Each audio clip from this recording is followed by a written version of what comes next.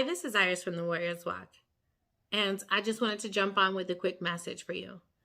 If you're going through betrayal, if you've felt that, if you've gone through something where you're like, the person you would have died for is the same person that betrayed you, and you feel like you're alone, let me tell you, you're not alone. Jesus understands that better than any of us. Today, I got some news from about somebody that I would die for. I would legitimately die for. Someone that I love and care for deeply, who's going around passing Iris haterade around. The thing is, it isn't nothing new for this person. What's new is me.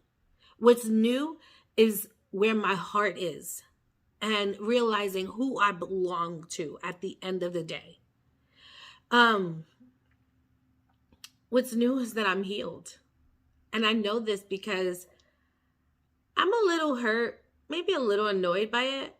But the old Iris would have been guns blazing, lighting someone up. But that's not who I am no more. So instead of taking out my armor and lighting a match to somebody, I just talked to Jesus. And I said to Jesus, Jesus, it be your own family that come for you. It be those people that you would die for that come for you. You know what Jesus said? I know. He said, I know. And he quickly reminded me of Judas. He quickly reminded me how Judas traveled from town to town with him. Judas went everywhere with him, saw him do miracles.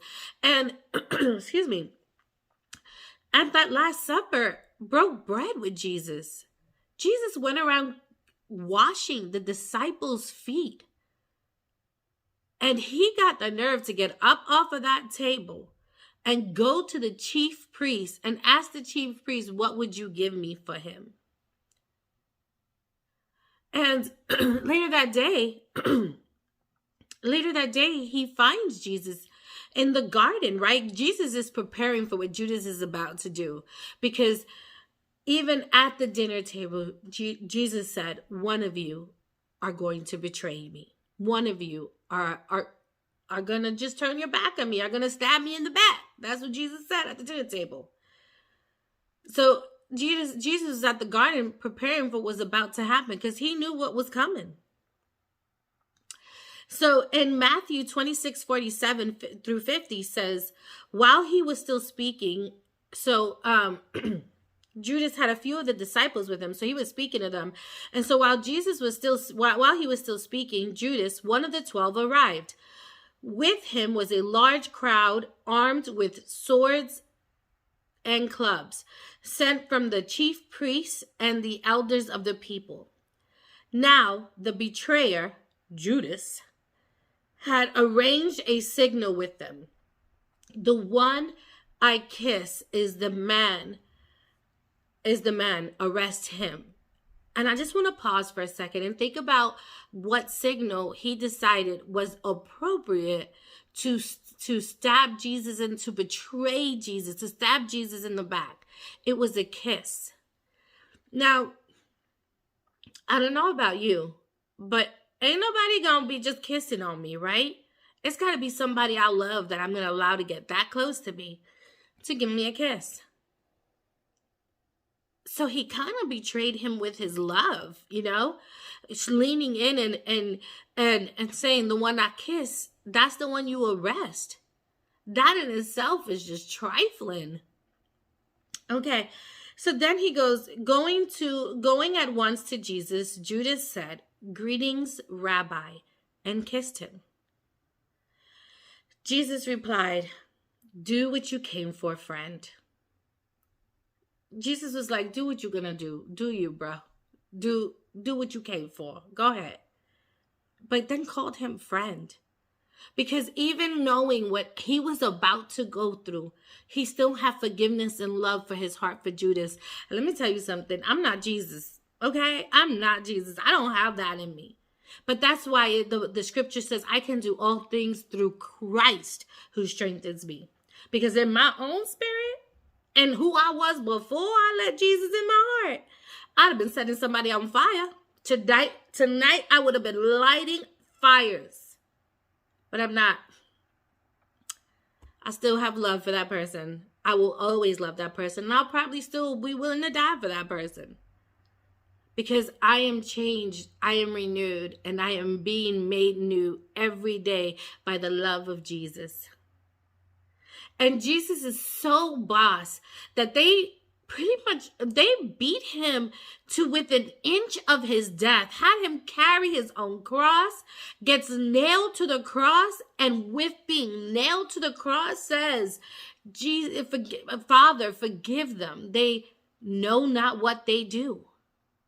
That's how deep his love is for us. That's how strong his forgiveness and how unending his forgiveness is for us. And no, we are not Jesus. And it is really hard to forgive someone who continues to come for you. Believe me, I know this. I know this. But with God, I can. With him, I can do anything. With him, you can do anything. And it is much better to allow God to dirty his hands with what needs to be done. God says, be still and know that I'm God, that he fights our battles for him. It is so much better to let him do what only he can do. And you keep moving in his mercy and his grace. You keep moving in where God is calling you to. Don't get distracted by the betrayal, by the haters. Because when you are walking the walk, the haters are gonna come. So let them hand out their haterade. Let them go ahead and hand it all out. Go ahead and stamp your logo on that. But you keep moving. You stay focused on what God is calling you to do, and he will handle the rest. I can do all things through Christ who strengthens me. And so can you. That's the scripture you hold on to right here. Is that God understands betrayal more than anyone else. And yet he still loved. And when you're feeling betrayed, take it to the God who understands. Lay it in his hands. Cry about it. Yell about it. Scream at it. Just go all in with Jesus. And then allow him to do what only he can do. And you keep walking. Warriors keep walking despite the bruises, despite the cuts and the pain. We keep moving because we've got a purpose. This is Iris from the Warriors Walk saying, be blessed, be a blessing, and keep walking, warriors. Keep walking.